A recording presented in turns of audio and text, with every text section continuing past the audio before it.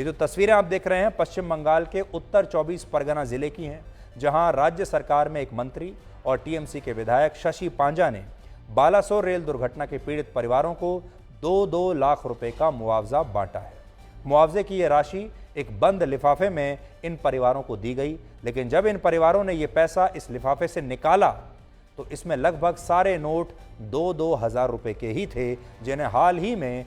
Reserve bank of India ने वापस लेने का फैसला किया। अगर यह मुआवजा राज्य सरकार देती तो यह मुआवजा नकद में दिया ही नहीं जा सकता था, और अगर कैश में दिया जाता है तो इसकी भी एक पूरी प्रक्रिया होती। लेकिन जब कोई पार्टी, राजनीतिक पार्टी,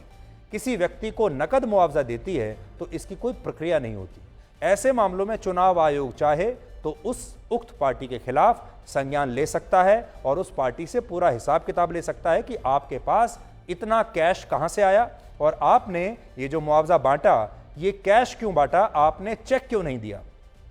लेकिन कैश में किसी पार्टी द्वारा मुआवजा बांटने को लेकर हमारे देश में भी कोई स्पष्ट कानून नहीं है, और शायद इसी वजह से ममता बनर्जी की पार्टी पर अब ये सवाल उठे हैं। बालासोर की रेल दुर्घटना में जिन 288 लोगों की मौत हुई है उनमें से 103 लोग पश्चिम बंगाल से थे, और अगर टीएमसी इन 103 मृतकों के पीड़ित परिवारों को 2-2 लाख रुपए देती है तो ये मुआवजा 2000 रुपए के नोटों में बांटा जाता है, तो इससे 2000 रुपए के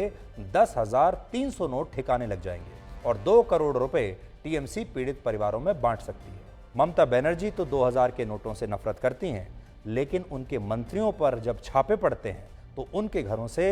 2000 रुपए के नोटों के बड़े बड़े भंडार मिलते हैं। ये तस्वीरें देखिए, पिछले साल की हैं, जब एनफोर्समेंट डायरेक्टरेट ने ममता बनर्जी की सरकार के पूर्व मंत्री पार्थ चैटर्जी और उनकी सहयोगी अर्पिता मुखर्जी के ठिकानों पर छापा मारा था, और इस रेड में ईडी को